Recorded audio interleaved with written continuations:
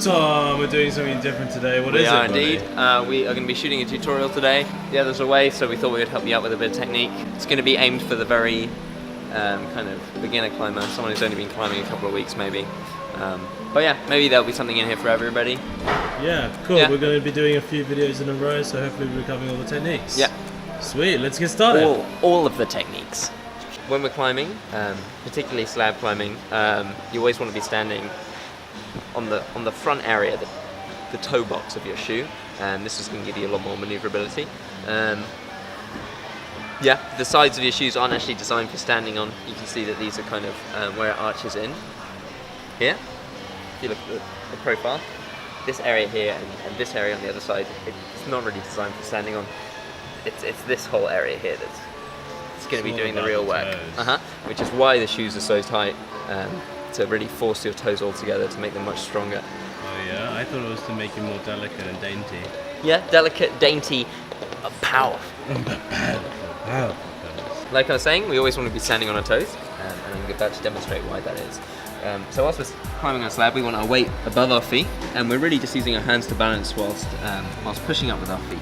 We're standing on the fronts of our toes, because if we stand on the sides of our feet, that will just lock us into position. That will give us no movement in the top of our body. But if we're on our toes, we can move in kind of any direction that we like.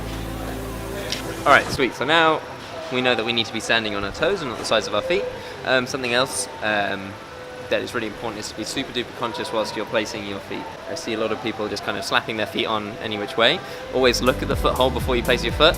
It kind of sounds obvious, but a lot of people don't. So look before you place, and also try and place it kind of gently and carefully. Don't just throw your foot off. Wise words. Wise words. Another thing, it's always easier to make smaller steps than big steps. I see a lot of people in life and in climbing, always little steps. So if you've got a bad foothold before a good foothold, make a small step on the bad foothold, and step up onto the better foothold. Don't just chuck your foot really high up onto the best looking foothold and stand up on that, because that's going to be a lot less efficient. I can't make the sound. Right, so if I'm standing with my feet, my knees facing straight into the wall, it's kind of pushing my hips out a little bit. My bum's kind of coming out further. I'm having to put a lot more force on my hands. But if I'm standing on either the inside or the outside edges of my toes, like this, that's kind of going to bring my body much closer in. Does that make sense? Your hands, yeah. Don't need my hands. I'm standing right on my toes. My bum's coming out. I'm falling off. So even though we're still standing on this front area, but we're using this edge or this edge, not necessarily right the very end of the shoe. We've done quite a lot of standing on kind of edges and small footholds. Now we're going to talk about kind of standing on like bigger, slopier footholds. We're going to talk about standing on volumes. Yeah, that's what we're going to do. So this is a really easy place to show that off. This is a huge volume. Nice. So when you're standing on a volume, I'll explain it whilst I'm on the ground. You want your toe, the front of your toe, the top of your toe, facing up the volume, okay? I will demonstrate. Yeah, so you can see both my feet are facing towards the highest point of the volume, and this means I'm getting that entire toe area of my shoe onto the volume. If I was placing my foot side on, although I might be getting more rubber down, my weight's going to roll across my foot, and my foot's just going to slip off. The same goes for trying to stand on the edge of the volume on the inside of your foot. I see a lot of people trying to do that. That's not going to do you a lot of favors either. So yeah, always try and have your toes facing up the volume if you can. Cool, so as well as pointing our toe to the top of the volume, we also want to be putting pressure through our feet. So the rubber's not going to stick unless there's actually pressure going through our feet. So if we're kind of pulling in a lot in our arms or having our hands too high up, that's going to lift weight off our feet, and it's not going to, we're not going to get that friction. So try and push through to kind of the balls of your feet. Is that the right point? Where's the ball of your foot? Yes, no, you're right. Is the ball of your foot here? Yeah. So like pushing through the balls of your feet to get. That sounds so wrong now. Yeah, I know. To get your whole toe onto the volume. I mean, but like if you're just standing on it without any handholds, that's fine. But if you're really reaching up off a volume, then you're more likely to slip. So you're not necessarily bending your knees. You're just making sure you've got pressure going down through your feet. Awesome.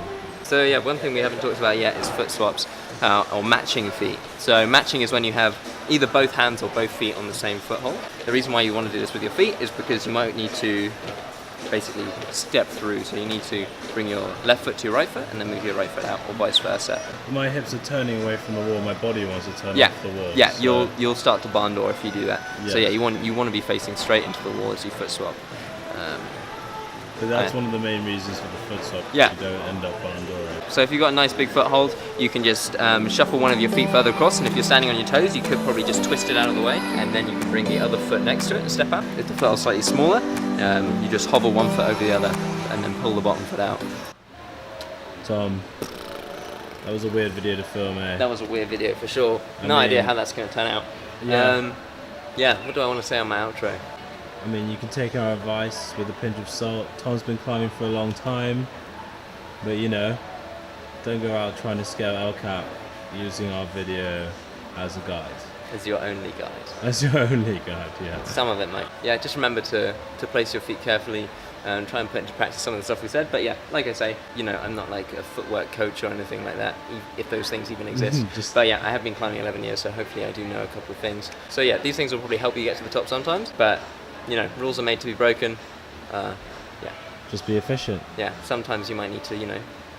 And if you have the arms the size of 2 human children, I mean, just use those. You don't need your legs. So Exactly. Yeah, it's all true. subjective. It's all subjective. Who needs feet?